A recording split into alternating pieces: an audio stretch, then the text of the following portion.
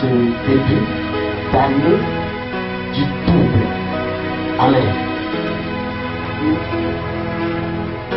J'aimerais préciser quelque chose avant d'entrer dans mon message, c'est que le spirituel domine le physique. Donc les choses spirituelles sont au-dessus des choses physiques. Mais il y a une étroite collaboration entre le spirituel et le physique. Ça veut dire que le spirituel pour pouvoir se manifester a forcément besoin d'un support physique. C'est pourquoi même Dieu s'est fait chair afin d'habiter parmi nous, plein de grâce, alléluia, et de nous sauver. Donc le spirituel peut déployer, comme on le voit, le physique, mais il y a un lien, il y a une relation claire entre le spirituel et le physique. En ce sens que pour que le spirituel puisse agir dans le physique, il faut un support, une base physique. Amen, amen. Je donne un exemple banal. Quelqu'un peut, par exemple, je connais une soeur qui fuyait la pluie, et puis elle s'est abritée quelque part, et puis paf, elle est tombée. Elle est tombée parce elle a perdu contrôle, elle est tombée, évanouie. Et par la suite, par la grâce de Dieu, elle est revenue à elle-même. Les médecins pourront dire, et tout le monde pourra dire que non, c'est parce qu'elle a voulu tout ça. Effectivement, c'est pas faux. Mais le spirituel peut se cacher derrière cela. Il n'attend que cette occasion de pluie-là pour pouvoir agir. Tant qu'il n'y a pas d'espace physique, le spirituel ne peut pas se manifester. C'est pourquoi l'autel, AUTEL, est un support physique pour la manifestation du spirituel. S'il n'y a pas d'autel, il ne peut pas avoir d'adoration pour ceux qui étaient là dimanche. Tant qu'il n'y a pas d'autel, il ne peut pas avoir d'adoration. L'autel précède l'adoration. C'est pourquoi chaque fois que Dieu s'est révélé à quelqu'un dans la Bible, ils ont bâti un autel. Abraham a fini avec bâti autel. Isaac a bâti autel. Jacob a bâti autel. Ce matin, quand je voulais savoir ma Bible, l'Esprit m'a conduit dans Deutéronome chapitre 27. Et j'ai vu que Moïse a bâti un autel sur le mont Ébal. Alléluia. Donc, tant qu'il n'y a pas d'autel, le support pour la manifestation du spirituel n'est pas créé. Et beaucoup d'enfants de Dieu ne savent pas cela. Beaucoup d'hommes de Dieu oublient cet élément vraiment important. Alléluia. Amen. Un autel pour le mariage, c'est l'alliance. C'est pourquoi j'ai expliqué le dimanche passé que l'autel, c'est un symbole de l'alliance qui sert comme mémorial devant le trône de Dieu. Donc, quand tu vois mon alliance, en réalité, c'est mon anneau, tu te rends compte qu'il y a une alliance qui me lie à une femme. Donc, l'anneau devient un autel qui parle de ce que il y a une alliance quelque part. Alléluia. Amen, amen. Maintenant, quelqu'un peut dire qu'on n'a pas besoin de porter anneau. Moi, j'ai besoin de porter anneau. Pour la simple raison que tout ce qui est spirituel a besoin d'être marqué. Dans le prophétique et dans la profondeur de Dieu, tout ce qui est spirituel doit être marqué. Dis avec moi, marqué. C'est ce qui est marqué qui est enregistré dans le monde spirituel. C'est pourquoi dans le monde spirituel, la gratuité n'existe pas.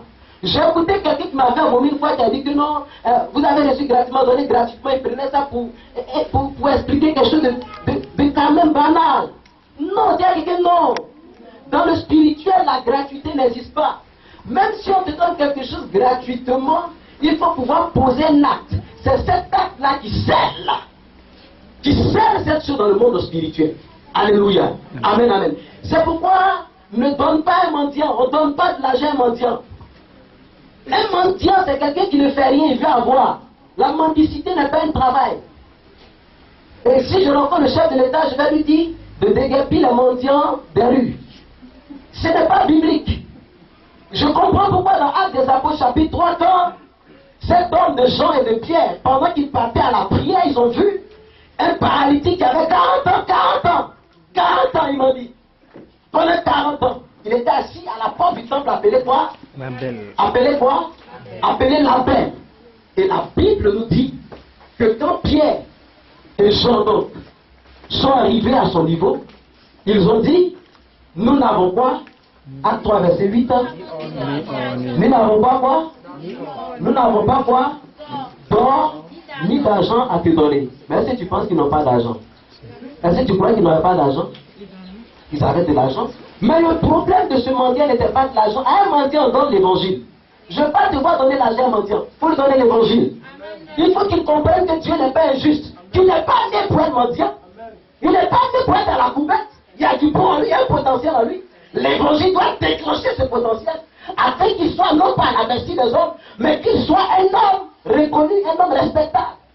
Bartimée sorti de sa mendicité, qu'il sorte de sa mendicité.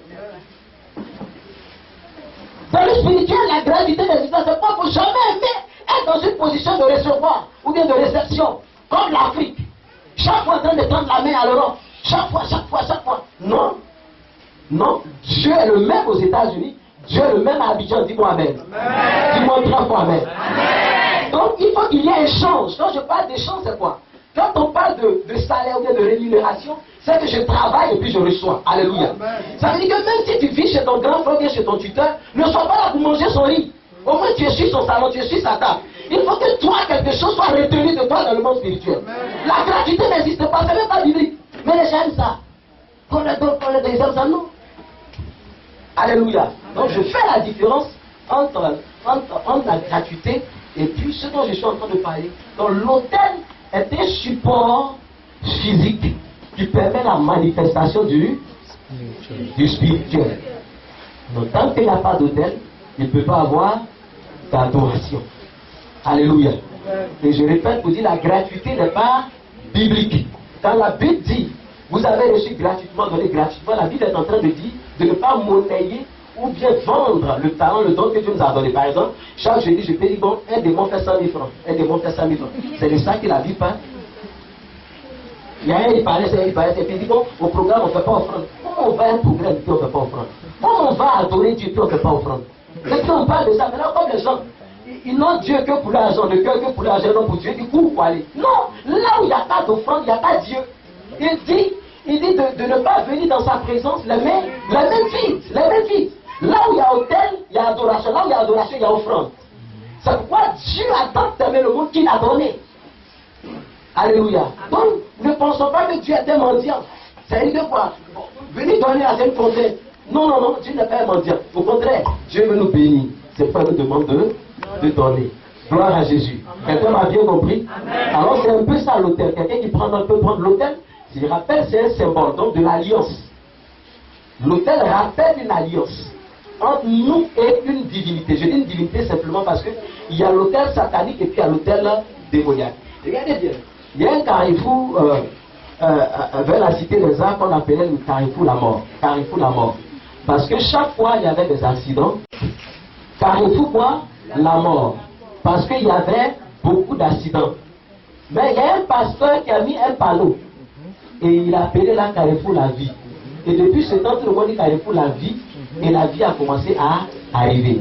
Donc même le nom était l'autel. Le nom, attends, il y a des gens qui portent. Il ne faut pas porter le nom des grands pères, des grands. Il ne faut pas porter le nom de quelqu'un. Porte ton nom. Le nom révèle l'identité d'une personne. Et dans l'identité d'une personne, c'est toute la destinée de la personne. C'est pourquoi chaque fois que Dieu appelle un homme, si cet homme n'a pas le nom que Dieu veut, Dieu change son nom. Il s'appelait Abraham, père élevé, mais Dieu l'appelait Abraham, père d'une multitude. Alléluia. Il s'appelait Saul, et Dieu l'appelait Paul. Il s'appelait Simon, et Dieu l'appelait Pierre. Parce que le nom qu'il a est en contradiction flagrante avec sa destinée prophétique. Donc il est important que Dieu change le nom de la personne afin que cette personne soit maintenant à l'image, à la senteur, au parfum, à l'atmosphère prophétique de sa destinée. C'est que chaque fois qu'on appelle Abraham, on est en train d'attirer vers lui une multitude de personnes parce qu'il est père. Pas donner n'importe quel nom. Il ne faut pas prendre le nom de quelqu'un pour donner à quelqu'un. Prends ton nom. C'est pourquoi j'aimais ce passage dans la Bible. Avant qu'on ne pas présenter Jésus au temple, il y a eu le temps qu'on appelle, les anglophones appellent le naming ceremony. C'était le temps où on baptisait, on a baptisé l'enfant, pas dans l'eau. On lui donne un nom. Amen. Et c'était au restreint. Et la Bible nous dira que ce jour-là, Le nom que l'ange a révélé à la mère, c'était ce nom-là qui devait donner à l'enfant. Et c'est ce jour-là qu'on a donné à l'enfant le nom Jésus. Jean-Baptiste parlait, on lui a donné le nom. Et après ça, il y a eu une autre étape où il s'est retrouvé dans le temple. Où, cette fois-ci, Siméon s'est exclamé pour dire, mes yeux ont vu ton salut. Maintenant, je peux partir. Donc, le nom est vraiment important. Donc, le nom fait un autel. Donc, l'autel peut être satanique comme l'autel peut être divin. Gloire à Jésus. Maintenant, quand l'autel est divin, comment maintenant nous devons faire? Qu'est-ce que ça veut dire? Qu'est-ce que cela renferme? Pour que ça puisse donc nous aider. Alléluia. Et donc c'est un peu ça le sens de mon message de ce matin. Et même je vais plus insister sur la force donc, de l'autel. L'autel est donc aussi un point d'atterrissage. Amen. Un point d'atterrissage du spirituel dans le physique. Un point d'atterrissage. Et quand on dit carrefour la mort, on est en train de dire accident. Accident. Donc l'esprit d'accident vient. Parce qu'il trouve un espace bien dégagé. Jésus même dit dans Matthieu chapitre 12 que quand on chasse un démon et qu'il s'en va, à de loin il observe. Il observe pour voir si la maison sera bien ornée pour lui. Et quand c'est comme ça, il prend 7 démons et puis il vient. Donc les démons aussi ont l'intelligence d'observer pour voir si l'atmosphère est favorable et propice pour leur manifestation et puis quoi? Et puis descendre. Gloire à Jésus de Nazareth. Gloire à Jésus de Nazareth. Dans la Bible, dans la Bible, il y a un exemple clair. La Bible nous dit que Jésus aimait aller où? À Béthanie, chez Marie, Marthe et Lazare. Alléluia. Pourquoi? Parce qu'il se sentait à l'aise où? À Béthanie. On prenait certainement soin de lui à Béthanie. Quand il partait pour se reposer à Béthanie, amen. Ta maison doit être une Béthanie. Ton foyer doit être une Béthanie. Dieu doit avoir envie de descendre dans ton foyer. Il y a des fois où Dieu s'arrête à la porte. Parce qu'il n'y a que guerre, il n'y a que palabre. Il n'y a que soumission, rébellion. Il n'y a que désinvolture. Il n'y a que paroles injurieuses. Il n'y a que calomnie. Dieu s'arrête à la porte. Mais Dieu veut que ta maison soit une Béthanie. Alléluia. Un lieu de repos pour lui. Et Dieu descend. Donc, ta maison devient un hôtel. Un hôtel, un hôtel, un hôtel. Un hôtel à Dieu. Amen, amen. Alléluia. Alors, un hôtel, c'est quoi? Il y a beaucoup d'éléments. Hein? Un hôtel, ça peut être un nom, ça peut être un sacrifice. Je mélange un hôtel satanique comme démoniaque. Un nom, un sacrifice, un péché, une parole. Amen. Il y a des gens, par exemple, qui ont été maudits par une parole. Donc, cette parole constitue l'autel de la malédiction. Aussi longtemps que la parole est là, la bénédiction ne peut pas descendre. Donc, pour que la bénédiction descende, il faut cacher cette parole, Proverbe 28, Proverbe 18, verset 21, et puis maintenant activer la bénédiction. Alléluia. Gloire à Jésus. Gloire à Jésus. Un hôtel donc peut être un lieu de prière. L'église. L'église est un hôtel. D'ailleurs, dans l'église, on a érigé un hôtel. Pourquoi on a érigé un hôtel? Parce que sans hôtel, on ne peut pas adorer. C'est pas cher. Cher, c'est un terme académique. Sinon, dans la Bible, on dit hôtel. C'est pas cher, la chair, non. C'est l'hôtel. C'est académique. Cher. Il n'y a pas de procès de chair ici. Ici, il y a les prophètes, il y a les points. Les points de l'esprit. Dis-moi amen. Amen. Donc, l'hôtel peut être aussi un lieu de prière. Mais regardez, un couple du nom de Priscille et Aquilas, ils ont offert leur maison comme un lieu de prière. Dieu les a bénis. Aujourd'hui, il n'y en a pas beaucoup. Hein? Des gens qui sont capables de donner leur propriété à Dieu, il n'y en a pas beaucoup. Amen.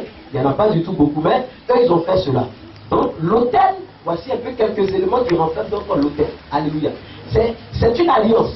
L'autel révèle une alliance. Quand on voit un hôtel, on se dit automatiquement qu'il y a une alliance. Amen. Quand tu vois un hôtel, dis-toi qu'il y a une alliance. Ok. Alors on a lu donc le passage de Genèse chapitre 26, verset 25 à 28, qui parle d'Isaac. Et vous avez vu très bien avec moi que Isaac était dans une période de famine, de sécheresse. Et la Bible nous dit qu'Isaac voulait partir où? En Égypte. Mais cette fois-ci, Dieu dit à Isaac, ne pars pas en Égypte, mais reste où? À Guérar. Et donc Isaac va rester à Guérar sur l'ordre du Seigneur. Et durant son séjour à Guérar, Isaac va expérimenter la puissance de la grâce de Dieu qui était sur sa vie. Dieu lui fait ce serment, il dit, je te bénirai, comme j'ai promis de bénir ton père Abraham. Et Isaac va semer l'année là, et il va récolter 100 fois ce qu'il a semé. Et par la suite, il va commencer à entreprendre. Donc, il va commencer à creuser des puits. Mais chaque fois qu'il creusait un puits et que l'eau sortait, son puits était contesté par les Philistins. Les Philistins sont des ennemis jurés d'Israël. Ils n'aiment pas les Israéliens. Et la Bible nous dit que quand Isaac creuse un puits, les Philistins viennent pour lui faire palabre. Alors Isaac est obligé d'abandonner le premier puits pour aller creuser un autre puits. Quand il creuse un autre puits et qu'il y a de l'eau, il est chassé chaque fois par les mêmes Philistins. Alléluia. Jusqu'à un moment où Isaac a expérimenté une certaine instabilité. Mais la Bible nous dit, à partir du verset 25, que Dieu va se révéler à Isaac. Et Dieu va dire à Isaac le serment qu'il a fait à Abraham. Et la Bible dit que dès qu'Isaac sort de la révélation, il bâtit un autel. Alléluia. Après avoir bâti l'autel, nous voyons que les mêmes ennemis d'Isaac qui l'ont chassé, ils sont revenus voir Isaac pour dire, nous voyons que l'Éternel est avec toi et nous voulons traiter alliance avec toi parce que nous voyons que Dieu est avec toi. Je prie qu'en 2014, tes ennemis réalisent que la main et la grande main de Dieu est sur ta vie. Et qu'au lieu de t'attaquer, qu'ils viennent maintenant pour tisser alliance avec toi. Aïe, aïe, aïe, aïe, c'est bon, hein? C'est bon. C'est bon quand tes ennemis d'hier deviennent tes alliés. Il fut un temps où au campus on était persécutés. Mais à un moment donné, même le général, il prenait ses commandants pour soulever nos positions et nos chaises. Quand on avait des programmes. Parce qu'ils ont vu que la main de Dieu était sur nous. Et je me souviens qu'à cette époque, le Seigneur me disait, mais il n'y a pas d'hôtel au campus. Et puis tu veux que mon nom soit glorifié. Et dans la prière, Dieu a montré une salle qu'on devait prendre. Par la prière et par les stratégies du Seigneur. Et c'est comme ça que par la prière, on a possédé une salle d'études qui en réalité est devenue maquille encore. Mais Dieu nous a dit c'est là l'hôtel. Et la salle était stratégiquement située. Elle était située à côté d'un espace bien connu. Et en plus de cela, elle était carrément dans les narines même des étudiants. C'est-à-dire pour faire l'œuvre de Dieu, pour provoquer un réveil spirituel. Mais quand on a commencé à faire les démarches, il y a eu une opposition réelle, mais dans la prière. Tellement dans la prière. Dans la prière, 3 jours de jeûne sec. Et pendant que nous étions en prière, Dieu nous demande d'aller prier, d'aller faire 7 fois le tour de la salle. Vers 23h24, nous avons fait 7 fois le tour de la salle. Et après ça, je suis allé, et puis tout en train, nous avons possédé la salle. À partir de là, beaucoup de choses vont se faire. Avant-hier, j'étais à la maison, et il y a un frère qui m'a appelé que je ne connais même pas. Il m'a dit, je sais que personne ne me connaissait pas, mais je suis maintenant à Danané. En fait, une fois, j'étais en train de faire le sport, j'ai eu un problème, et puis vous avez prié pour moi. Aujourd'hui, je suis à Danané, je suis professeur d'anglais, je suis évangéliste dans mon église. Vraiment, que Dieu vous bénisse. Il m'a appelé hier, avant-hier de Danané. Dis l'hôtel. Et en 2006 encore, j'étais dans ma chambre, et puis, les gens sont venus écrire. Ils sont venus écrire maintenant à la place qu'ils appelaient la télé. Ils sont venus écrire place appelée la télé. Et dès qu'ils écrivent, et puis le Seigneur ouvre mon esprit pour dire, mais tu vois ce qu'ils viennent de faire. Ils viennent d'établir l'autel du vampirisme. C'est un démon qui boit le sang, de l'esprit de mort et puis du guerrier. 3 démons. Mais va le dire, d'enlever. Je fais réunion avec les responsables des cellules, ceux qui servent Dieu sur le campus. Quand j'ai parlé, mais est-ce que les gens étaient prêts? Non, faut pas te fatiguer, ça c'est les choses. Non, Dieu m'a dit. Il y a pris mes enfants spirituels, on est parti. Je suis allé, j'ai parlé à la fête. Ils n'ont même pas accepté. Mais dans la prière, il y a dans la prière. Dans la prière. J'étais chez mon pasteur, ils m'ont appelé. Dieu dit de vous dire que si vous n'arrivez pas dans les semaines à venir, là, les gens vont commencer à mourir comme ça, mais c'est vous. Ce jour, on était dans la salle de prière. Mon protocole à l'époque, docteur, c'était un docteur, mais un pharmacien. Et il m'a dit, mais parce que vraiment, il faut parler, parce que c'est comme ça, la guérison, mais c'est ce que Dieu a dit dans ma vie, c'est ça, j'ai dit. C'est ce que j'ai dit. Et curieusement, Pétinémé, la soeur qui s'est mariée, et récemment que Dieu l'a béni, elle est passée me voir par la suite pour dire, mais voici ça, tu vois les affiches de micrologie, tout ça, il faut qu'on fasse quelque chose, ce que tu as dit là, c'est vrai. Elle étudiait, était au campus, il était dans sa chambre là-bas, un matin, c'est mort. Après, on dit, mort, ça mourait comme ça. C'est là qu'ils m'ont appelé. Le secrétaire de l'organisation m'a appelé. On dit, mais pasteur, tu dis de changer le nom, on n'a pas mettre quoi. Et puis je l'ai entendu. Prenez ce verset. Prenez ce verset. Puis j'ai écrit. Tous ceux qui ont fait le campus, ils ont vu que j'ai écrit. J'ai écrit noir sur blanc, sur le goudron bien. Et même, ils ont pris un peintre qui est venu maintenant, qui a écrit. On a changé le nom. On a effacé, appelé. Et puis on a mis, si l'Éternel le bâtit la maison, ceux qui la bâtissent sont belles. Et heureuse la nation dont l'Éternel est le Dieu. On a écrit ça là. C'est une victoire. C'est une victoire du Seigneur sur la mort. Une victoire du Seigneur sur la mort. Parce que tant que cet hôtel était là, les gens allaient tomber en castagne. Mais Dieu n'a pas voulu cela. C'est pour ça la révélation. Alléluia. Amen. Donc, il faut bien comprendre l'importance de l'hôtel. Le canari qui est à la maison, c'est un hôtel. La puanteur qui est à la maison, c'est un hôtel. Dis hôtel. Il y a des fois même où l'hôtel me pèse une termitière. Et je me souviens qu'au campus en ce moment, il y avait beaucoup de termitières pour son année. Il m'a dit qu'on casse les termitières. Quand on chasse les démons, c'est là-bas, ils vont se cacher. Le Seigneur a demandé qu'on casse les termitières. Je parle à la Fessie, ils sont allés voir la direction technique de la mairie de Cocody pour faire le travail. Alléluia. Amen. Quand tu n'as pas la révélation, c'est dommage. Or, tout chrétien a la révélation parce que l'Esprit du Seigneur qui est en toi te donne la pensée de Dieu. C'est la pensée de Dieu qu'on appelle la révélation. On ne peut pas accéder à la pensée de Dieu en faisant le charlatanisme, en jetant le colis, en allant dans le marigot, dans les zones. Mais en priant l'Esprit du Seigneur pour qu'il nous transporte dans la dimension de Dieu afin de recevoir du Seigneur la révélation. Alléluia. Amen, amen. Amen, amen. Alors donc voici un peu ce que vous pouvez savoir concernant cela. Donc c'est vraiment important. L'autel a donc une force spirituelle.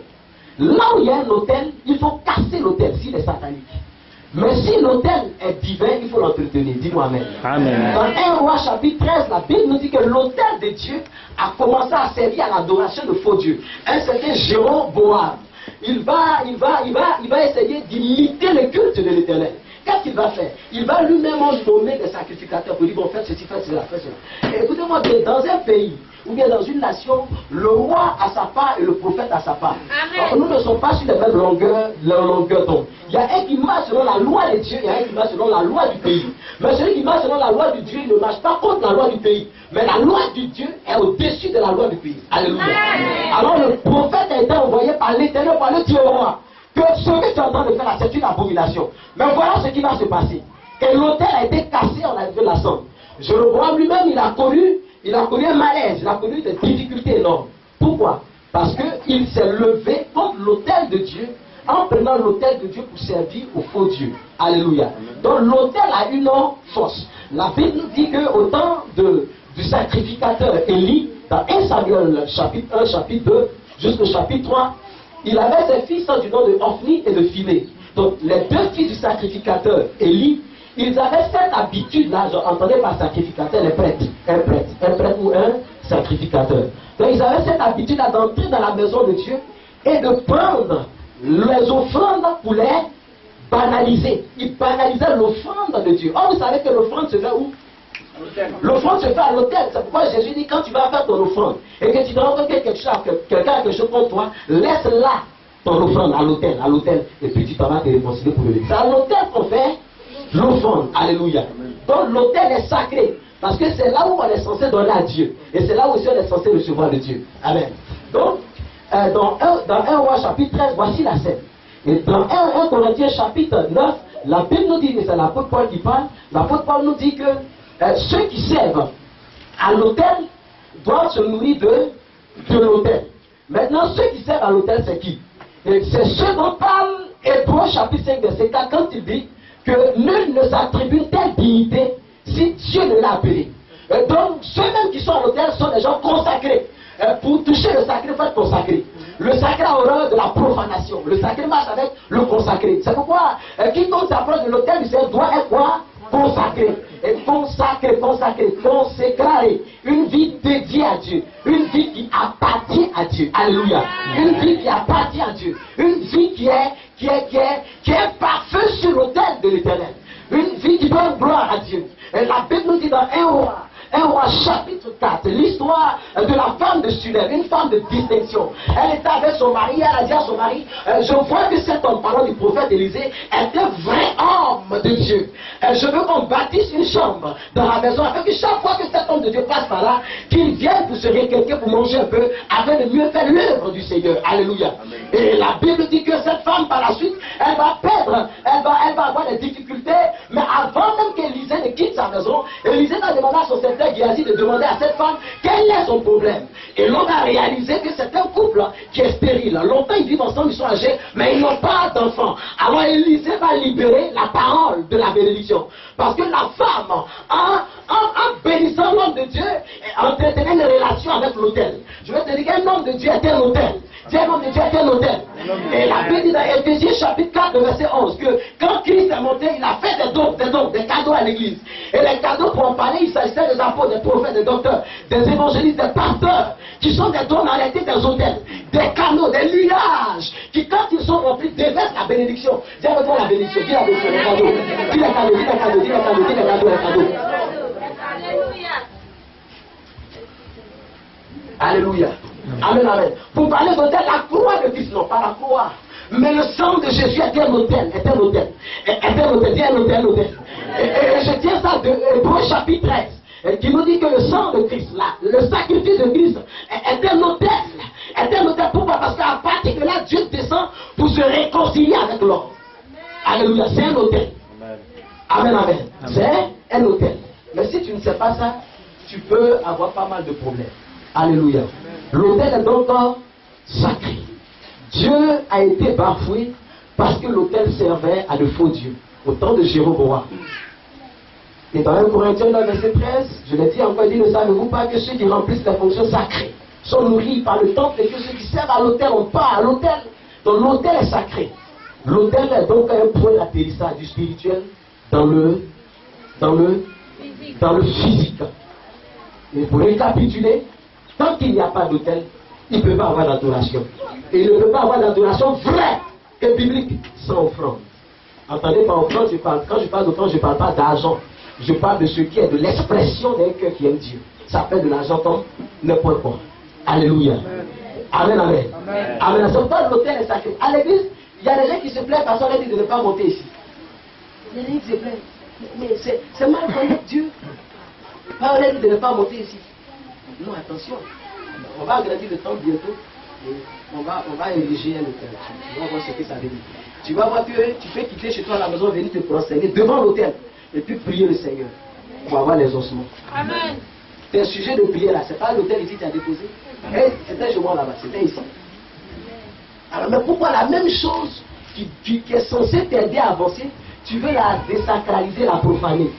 Pour la simple raison que quand lui, il va là-bas, moi, il ne va pas là-bas. Vous n'êtes pas la même chose. Vous n'êtes pas la même chose. Alléluia.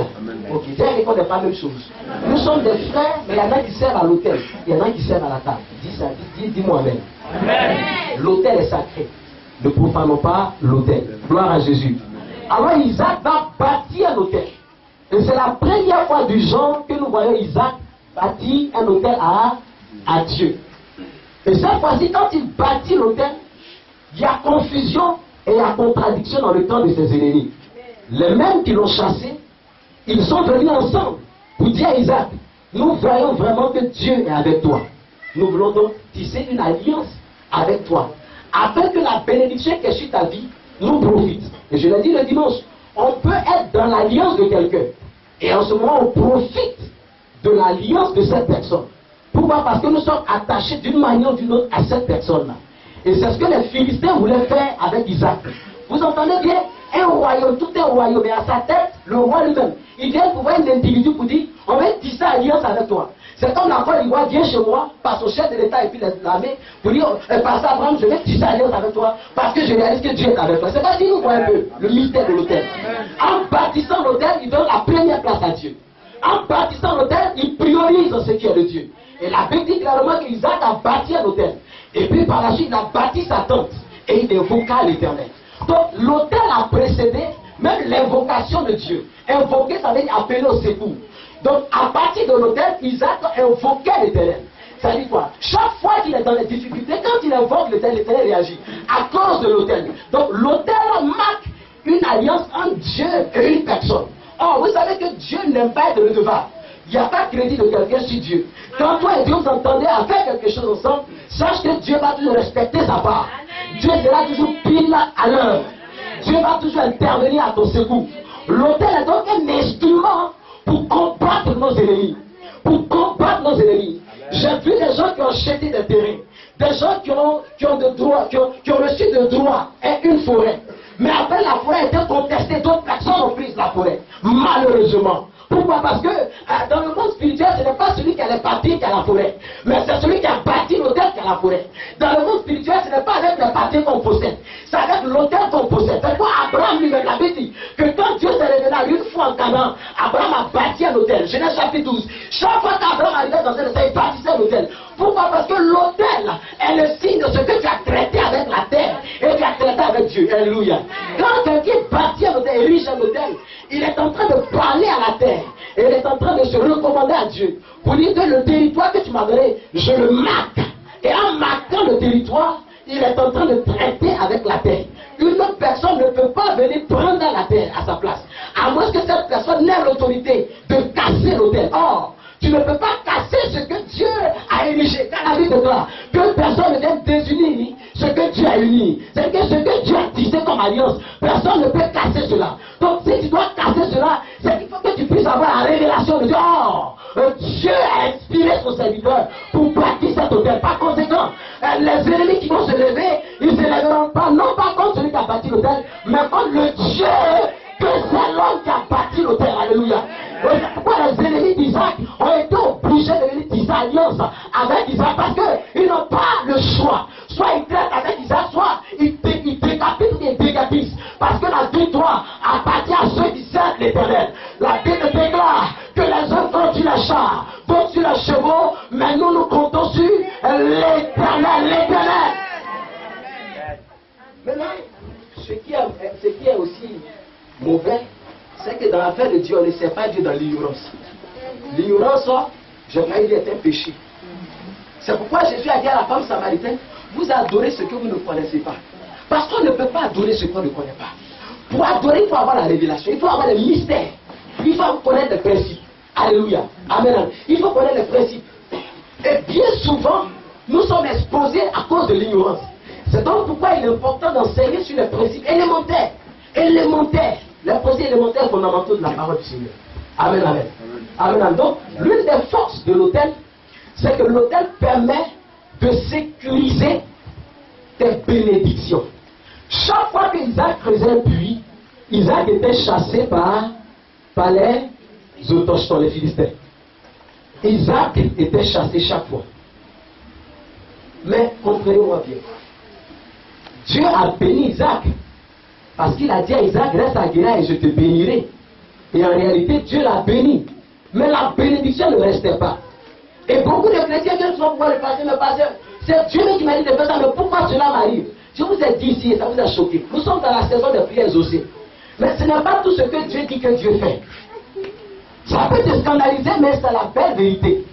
C'est pas tout, c'est pas parce que Dieu a dit qu'il va faire qu'il fait. Et il y a des fois où la parole qui est lancée par Dieu doit recevoir la foi. La foi est un hôtel, merci Seigneur. La parole doit recevoir la foi pour son accomplissement. Il dit la parole qui a été envoyée n'a pas trouvé la foi. Et comme elle n'a pas trouvé la foi, elle ne s'est pas accomplie. Est-ce ça dit que Dieu a menti? Non, non, non. Donc ce n'est pas parce que Dieu a dit que les choses arrivent. C'est parce que Dieu a dit que tu as l'autorité et l'autorisation. Tu as la légalité maintenant de poser les actions bibliques pour pouvoir favoriser la manifestation de cette parole. Il y a des gens qui ont la prophétie, tu l'as dit, qui meurent avec la prophétie. Alléluia. Amen, amen. Il y a des gens qui voient Canaan mais qui ne mettent pas les pieds en Canaan. Mais il y a des gens qui traversent le Jourdain avec Josué qui rentrent en Canaan. Mais est-ce que Dieu n'a pas dit? Dieu a dit. Dieu a dit. Mais pourquoi les choses sont ainsi? Donc le tout n'est pas Dieu a dit. La réalité c'est que Dieu marche dans l'alliance. Une alliance c'est un contrat daté ou bien signé entre deux parties, deux personnes. Ils décident de faire quelque chose ensemble. On appelle ça alliance. Mais chaque fois que Dieu parle à une personne, c'est que Dieu est en train de dire, je vais m'engager dans une alliance avec toi. Quand Dieu te dit, par exemple, en 2014, je te bénirai, il est en train de te dire que 2014, là, est venu pour que tu sois béni. Amen, amen. Amen. Mais ta bénédiction ne dépend pas de 2014. 2014 dépend de toi. C'est pas que je ne comprends plus. Ta bénédiction ne dépend pas de 2014. Elle dépend de l'Éternel. Donc l'Éternel te donne l'autorité sur 2014. Quand tu avances, même si il fait chaud, tu dois comprendre que cette année tu as dit, tu es béni. Donc ce n'est pas affaire de 2014, mais c'est affaire de Dieu t'a parlé. Maintenant, l'autre réalité c'est quoi? Quelle est ta réaction quand Dieu a parlé? Et c'est là où Isaac il bâtit un autel. C'est là où Abraham bâtit un autel, Jacob bâtit un autel, Moïse bâtit un autel. C'est là où Jésus même il bâtit un autel en se sacrifiant parce que son désir était de sauver. Il fallait donc Moïse bâtir un autel. Même regardez dans le monde mystique, les gens bâtissent des hôtels. Le canari que tu vois chez vos villages, ceux qui adorent Deimar, ils ont petit haut dans quoi canari au coin de la maison là-bas. Et puis quoi encore? Tellement de choses. Les animaux que les gens immolent chaque lune, ce sont des hôtels. Ou bien ce sont des sacrifices, des offrandes sur l'autel qui viennent entretenir l'autel. C'est pourquoi la Bible dit que quand Dieu a appelé Gédéon, il a dit à Gédéon, je t'appelle pour libérer Israël des mains de Madian. Mais voilà ce que tu vas faire. Tu vas partir dans la maison de ton père et tu vas faire quoi? Tu vas renverser l'autel. L'autel sacré de ton père. Et sur l'autel, il y avait quoi? Le pieu, il y avait un pieu. Il y avait une offrande sur l'autel. Donc Gédéon devrait partir pour casser l'autel de sa famille. Pour la simple raison que l'autel parle. L'autel crie. Oh, l'autel a une voix, vous savez. L'autel parle. Si Gédéon ne retournait pas dans sa maison pour casser l'autel de son père, l'autel, comme je l'ai dit, c'est un lieu de contact, un lieu d'adoration d'une divinité. Donc son père adorait le dieu Baal. Pour marquer l'adoration, il a bâti un autel qui était une sorte de stèle de pierre qui était montée là. L'autel là était bâti là. Donc la Bible nous dit que Gédéon devrait retourner dans la main de son père pour casser l'autel. Pour la simple raison que l'autel là criait contre lui. C'était certainement un autel là de blocage, un autel de retard, un autel de limitation. Mais comment peut-il libérer lui-même son peuple si lui-même il n'est pas libéré? Pour libérer, il faut libérer. Quelqu'un qui est en captivité qui veut libérer. Où tu as vu ça? Donc Dieu dit, pour que tu puisses réussir à la mission, il faut retourner dans la maison de ton père pour casser l'autel sacré. Et Gédéon est parti pendant la nuit. Qu'est-ce qu'il a fait? Il a cassé l'autel que son père avait érigé. Le matin, ils se sont réveillés, ils ont vu que l'autel était cassé. Ils ont dit quoi? Ils se sont rassurés, on a dit que c'est Gédéon. Alors on voulait faire quoi à Gédéon? On voulait le tuer. Mais Gédéon a dit, mais attendez, puisque Baal est Dieu, laissez Dieu lui-même défendre sa cause. Laissez Dieu lui-même défendre sa cause. C'est où? Qui défend Dieu? On ne défend pas la cause de Dieu. Dieu est suffisant pour défendre sa cause. Alléluia. Mais il fallait que l'autel soit cassé. Et l'autel devrait être cassé. Puis l'autel devrait être cassé. L'autel des eaux devrait être cassé. L'autel de la sorcellerie devrait être cassé. Parce que si l'autel de la sorcellerie, ton propre père, ta propre mère a adoré, et elle a adoré en ton nom, soit elle a réclamé ton âme là-bas en ton nom. C'est vrai que tu as accepté Jésus-Christ de Nazareth, comme je l'ai dit.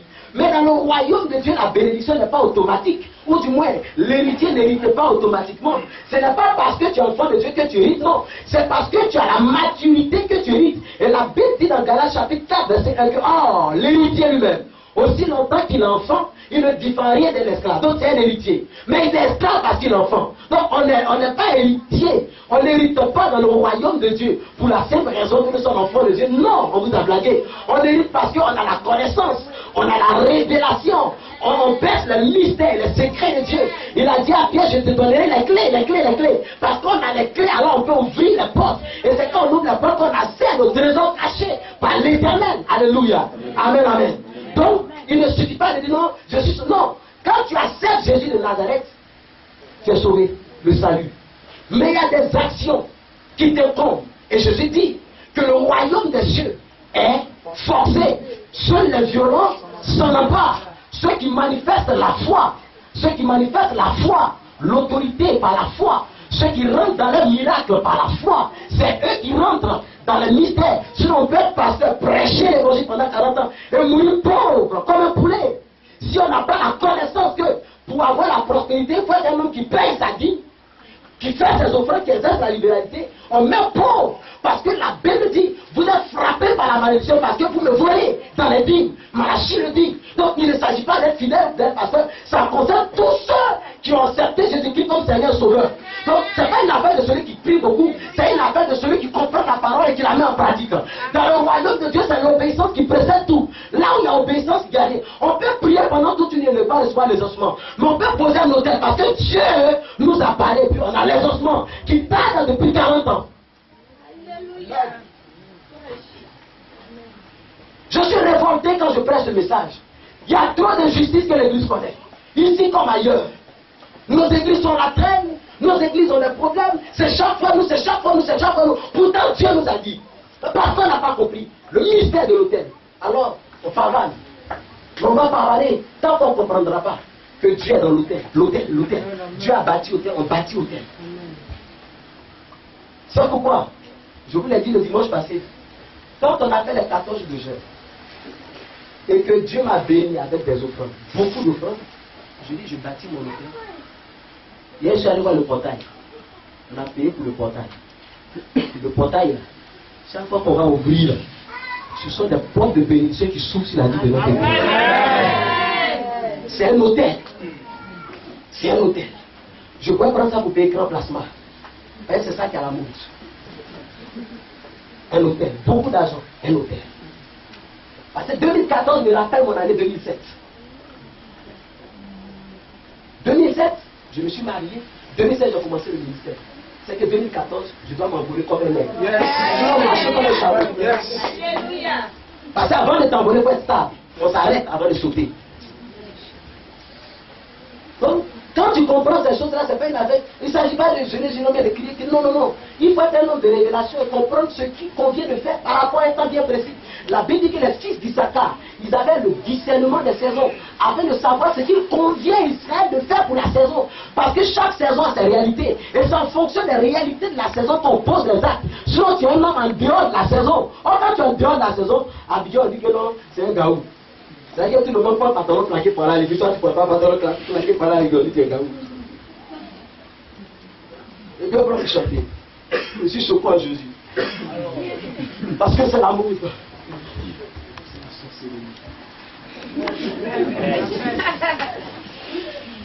L'autel annonce l'efficacité, la perpétuité d'une alliance.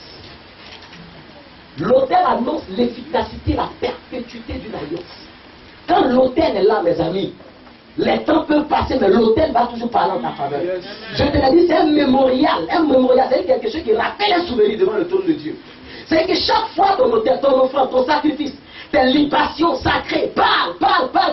Mais vous-même regardez, j'ai enseigné ici.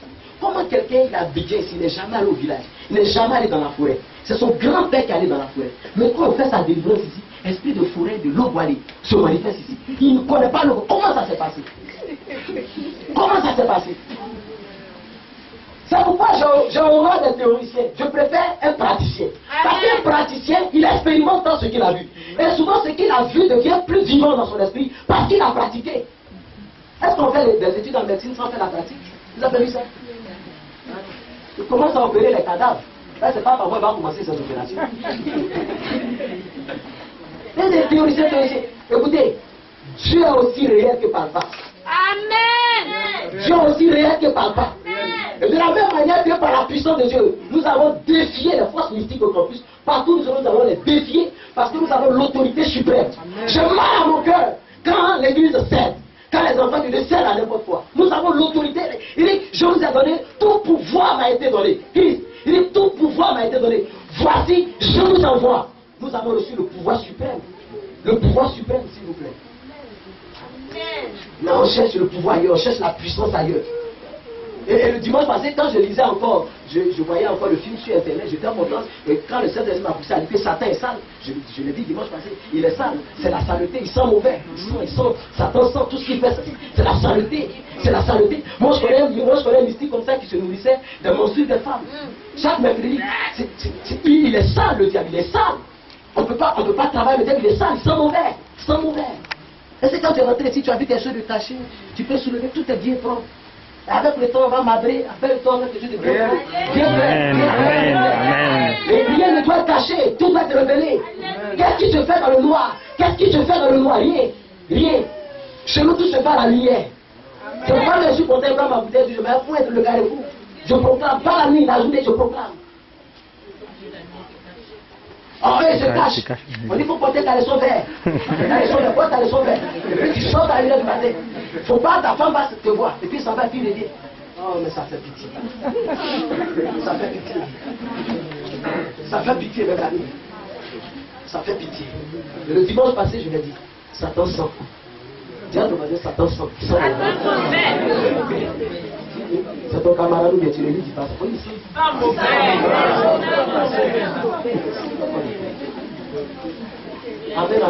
Amen. Et donc l'une des forces de l'autel, c'est vraiment ça. L'autel parle écrit. L'autel arrose et active les bénédictions de l'alliance. Dans une alliance que Dieu conclut avec quelqu'un, il y a des bénédictions qui sont rattachées à l'alliance. Amen. Donc l'autel permet d'arroser et d'activer les bénédictions. Ça veut dire que Dieu te dit par exemple, dans les 3 mois à venir, je te bénirai. Amen. Dans les 3 mois à venir, tu n'es pas censé veiller. Mais ton autel peut veiller à ta place. Amen. Afin qu'au moment où la bénédiction a été prévue, rien ne fasse en torse à la bénédiction. On l'a lu dans le dernier chapitre 10. L'ange a vu Daniel le 21e jour, il a dit à Daniel, Daniel, quand tu as commencé à jeûner et à prier, depuis le premier jour Depuis le premier jour où tu as commencé, Dieu a entendu tes paroles. Je venais pour les ossements, mais j'ai été bloqué où? Au deuxième ciel par qui? Par le chef de l'empire de Perse, qui est un esprit territorial, qui contrôle le territoire. Donc il m'a bloqué. L'ange Gabriel a dit ça à Daniel. J'ai dit, mais ah, donc Dieu peut envoyer un ange et l'ange sera bloqué. Dieu n'est-il pas Dieu pour que son ange soit bloqué? Mystère pour mystère. Et c'est là que l'esprit saisit mon esprit pour dire, c'est la prière des saints qui fortifie les anges. C'est pas un chrétien qui ne prie pas. C'est peut-être celui qui ne voit pas l'accomplissement. Tant que tu pries, tant que tu es dans la révélation de la prière, dans le jeûne, tant que tu es disposé, les anges que Dieu envoie sont fortifiés à mener le combat. Si jamais il y a un blocage quelque part, et la Bible dit clairement, qui dit, quand je venais, le chef de l'empire de Perse m'a bloqué. Et il m'a résisté pendant combien de jours? Pendant 21 jours. Et donc Daniel est resté dans le jeûne parce qu'il n'a pas encore eu les ossements. Donc il était toujours dans le jeûne. Amen. Donc son jeûne fortifiait l'ange. Et c'est parce que son jeûne a fortifié l'ange que Dieu a amené un renfort angélique. Cette fois-ci, ce n'est plus Gabriel, mais c'est Michael. Or, vous savez que Gabriel et Michael n'ont pas la même vision, la même fonction. Gabriel, c'est un messager. Or, Michael, c'est un commando de l'Éternel. Alors, ce jour-là, Michael est venu pour être un renfort à Gabriel. Et le combat a été mené contre le chef de l'empire de Perse. Et c'est ainsi que Daniel, le 21e jour, a reçu les ossements. Amen.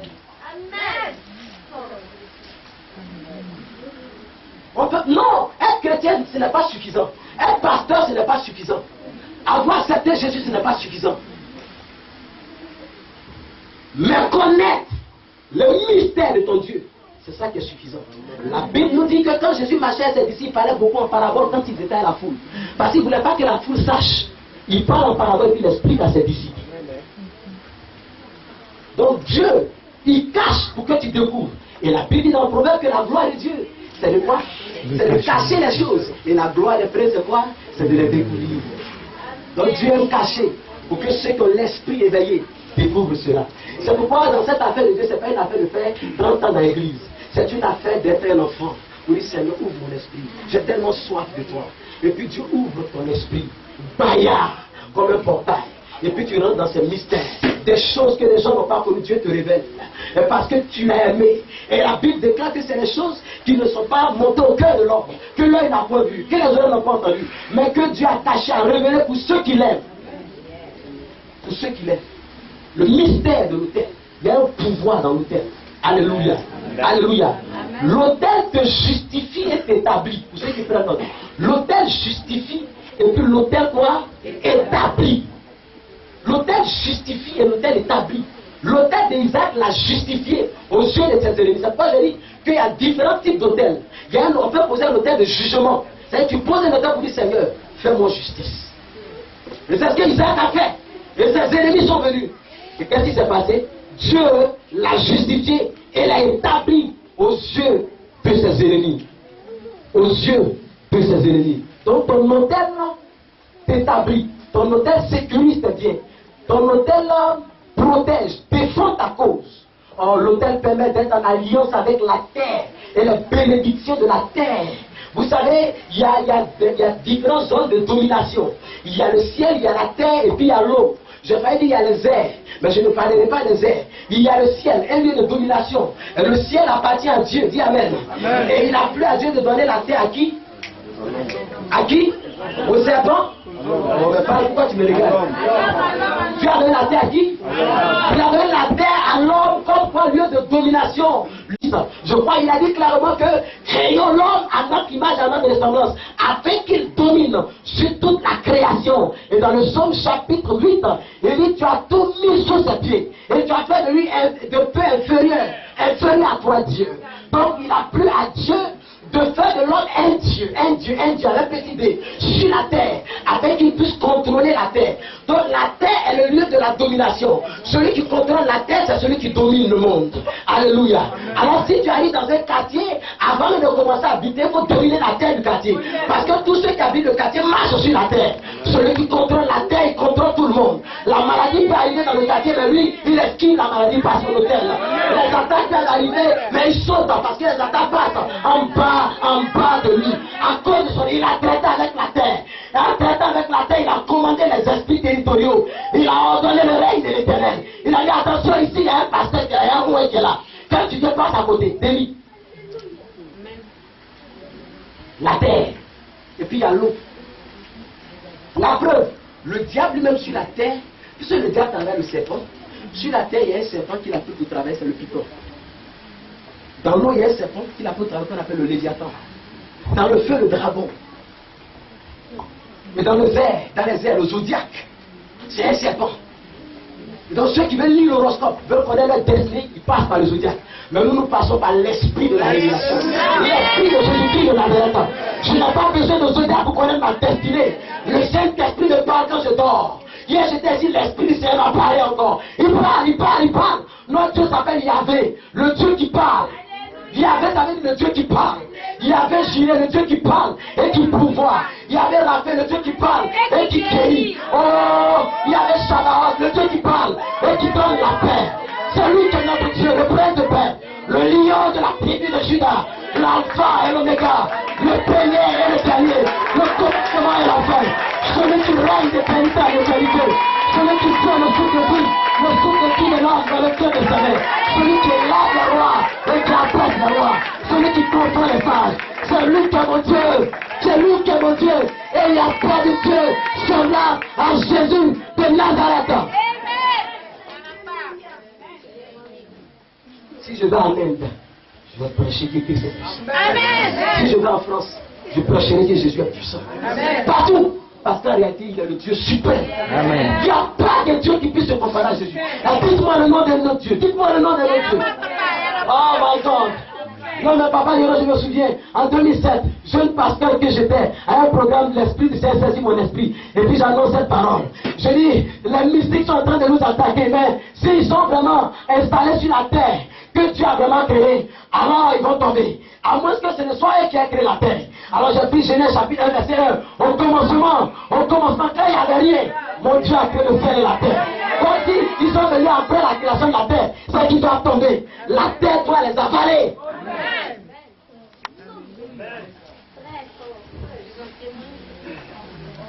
Restons pas acclamer le Seigneur Jésus.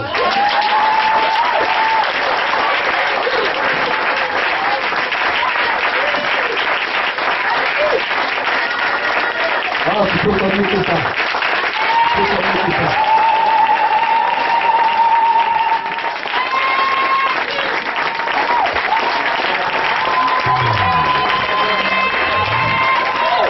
Pendant que tu acclames, je prie que ça va revenir d'abord.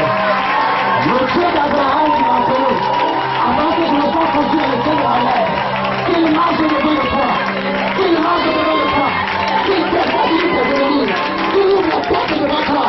La maladie ne t'atteindra pas, la mort précoce ne t'atteindra pas. Cette année tu réussiras. Je le déclare, je le prophétise qui t'a dit.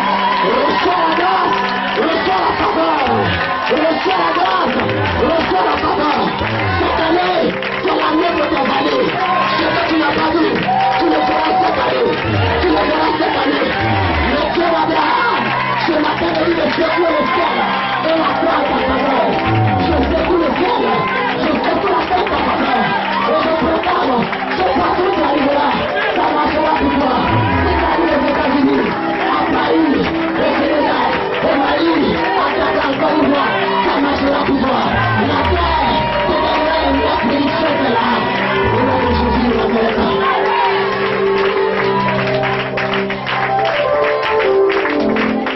Alléluia. Tu peux t'asseoir dans la présence du Seigneur. Je suis en train de terminer mon message pour te dire que l'autel permet l'accomplissement de tes prières et de tes projets. La Bible dit qu'une femme s'appelle Anne. Anne était stérile. Et ce qui me choque, ce n'était pas un démon qui l'avait rendu stérile. Dieu lui-même, il a mis sa main sur la matrice de Anne afin qu'Anne ne puisse pas enfanter. Et la Bible nous dit que chaque fois Anne partait à Silo dans le but d'aller adorer Dieu. Mais quand elle partait, elle avait les larmes aux yeux parce que chaque année n'enfantait que de rien. L'enfant tant attendu, tant escompté n'était pas encore né. Et chaque année c'était dans les larmes que Anne partait à Silo, là où était érigé l'autel de l'Éternel. Mais cette année-là, quand Anne est arrivée, elle a fait un vœu à l'Éternel. C'était un autel. Elle a dit: Éternel, si tu me donnes un enfant, je te le consacrerai. Et c'est là que Dieu a exaucé la prière de Anne. Le vœu de Anne était un autel. L'autel a fait la différence. Et quand Anne est partie, elle est tombée enceinte, elle a enfanté. Quand elle a eu l'enfant, elle est revenue avec l'enfant voir le sacrificateur pour dire, voici l'enfant pour lequel je fais un vœu à Dieu. Tiens l'enfant. Et quand elle a donné l'enfant à Dieu, Dieu lui a donné 5 autres fils. 5 autres fils. Avec Dieu, ce n'est pas celui qui est intelligent qui gagne. C'est celui qui est comme un enfant qui gagne. Avec Dieu, il faut souvent accepter de perdre. Parce que je ne sais pas comment Dieu travaille. Mais à la fois, Dieu veut t'éprouver pour voir la sincérité de ton engagement. Afin de te bénir.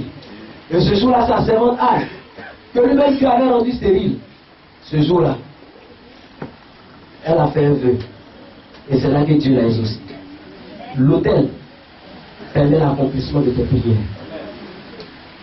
L'autel permet la possession, comme je l'ai dit, avec Abraham, même avec Josué, même avec Moïse. Il dit tout lieu que vous foulerez la plante de vos pieds, je vous le donne en possession. Donc les pieds sont arrivés, ils ont possédé. Mais ils disent non, non, non, il faut qu'on marque. Parce que dans le spirituel, c'est ce qui est marqué qui compte. Il y en a qui possèdent avec les pieds, pensent que c'est suffisant. Ce n'est pas suffisant. Il faut marquer le territoire. Par l'autel, la possession.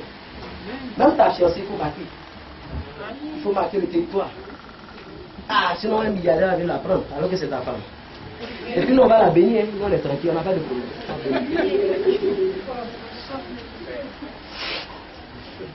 Alléluia. Amen. Il dit ça de chanter le cantique de l'île Goïdou. Et puis on va.